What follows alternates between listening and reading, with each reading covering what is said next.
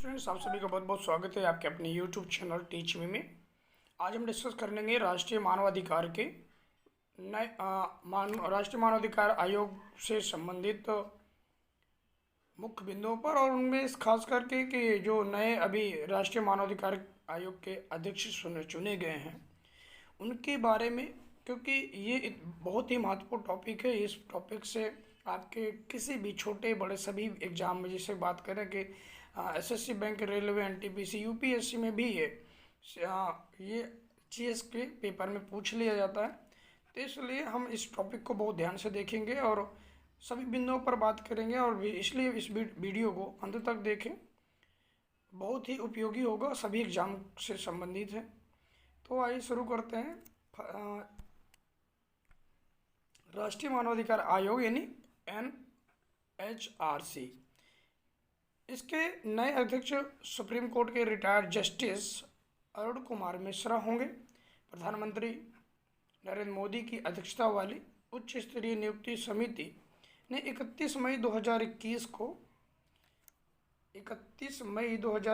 को उनकी नियुक्ति पर मुहर लगाई। NHRC के अध्यक्ष के तौर पर जस्टिस मिश्रा का कार्यकाल 5 वर्ष का होगा। जस्टिस मिश्रा पिछले साल सितंबर में ही सुप्रीम कोर्ट से रिटायर हुए थे। इसके साथ ही महेश कुमार मित्तल और डॉक्टर राजीव जैन को आयोग का सदस्य नियुक्त किए जाने की भी मंजूरी दी गई है। हालांकि समिति में शामिल राज्यसभा के विपक्ष के नेता मल्लिकार्जुन खड़गे ने SC/ST समुदाय के प्रतिनिधि को मानवाधिकार आयोग का सदस्य नहीं बनाए जाने पर ऐतराज जताते हुए असहमति जताई थी। नेक्स्ट इसमें जस्टिस HL दत्तू के दिसंबर 2020 में रिटायर होने के राष्ट्रीय मानवाधिकार आयोग का अध्यक्ष पद बीते 6 माह से खाली था। 6 माह से ये पद खाली चल रहा था। इसलिए आयोग के पूर्णकालिक अध्यक्ष और 2 सदस्यों के चयन के लिए 5 सदस्यीय उच्च स्तरीय पैनल की 31 मई को बैठक हुई, जिसमें प्रधानमंत्री नरेंद्र मोदी, गृह मंत्री अमित शाह, लोकसभा अध्यक्ष ओम बिरला, राज्यसभा में नेता विपक्ष खड़गे और राज्यसभा के उपसभापति हरिवंश नारायण सिंह शामिल थे। समझा जाता है कि खड़गे ने जस्टिस अरुण कुमार मिश्रा और बाकी दोनों सदस्यों के नामों पर तो कोई आपत्ति नहीं की, लेकिन आयोग के सदस्यों की नियुक्ति की सरकारी प्रक्रिया पर सवाल उठाया। नेक्स्ट, खड़गे ने कहा कि मानवाधिकार आयोग में अनुसूचित जाति और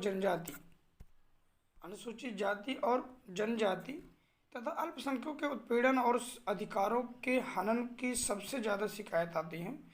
इसलिए इस समुदाय को आयोग में सदस्य के तौर पर नियुक्त किया जाना चाहिए। इस पर सरकार की तरफ से कहा गया कि नियुक्ति की मौजूदा व्यवस्था में ऐसा कोई प्रावधान नहीं है। खड़गे ने तब ऐसा प्रावधान किए जाने पर जोर देते हुए नियुक्ति की प्रक्रिया को लेकर अपनी असहमति का नोट दर्ज कराया था। अब देखो, महत्वपूर्ण पॉइंट जो है एग्जाम से संबंधित उनको देख लेते हैं। इसमें दिया है सभी प्रतियोगी परीक्षाओं के लिए महत्वपूर्ण नोट्स। ये राष्ट्रीय मानवाधिकार आयोग, national human rights commission in India का गठन 12 अक्टूबर, ये बहुत इम्पोर्टेंट है, हर किसी एग्जाम में पूछ लिया जाता है यहाँ क्वेश्चन, 12 अक्टूबर 1993 को हुआ था। भारत का राष्ट्रीय मानवाधिकार आयोग एक स्वायत्त सार्वजनिक निकाय है, जिसका गठन 1993 को 28 सितंबर 1993 को मानवाधिकारों के संरक्षण अध्यादेश के तहत किया गया था। इसे मानवाधिकार अधिनियम 1993 द्वारा एक वैधानिक आधार दिया गया।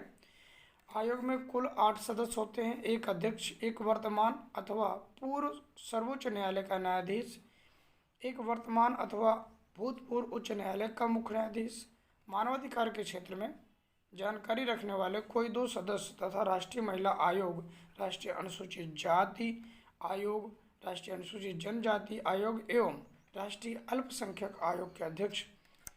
इसके अध्यक्ष सहित सभी सदस्यों का कार्यकाल 5 वर्ष का होता है।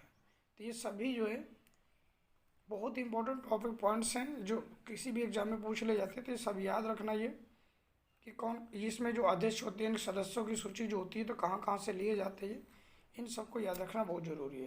तो इसी तरह के और भी अच्छे अपडेटेड टॉपिक्स पॉइंट्स के साथ में अगले वीडियो मिलते हैं स्टूडेंट्स। तब तक के लिए नमस्कार।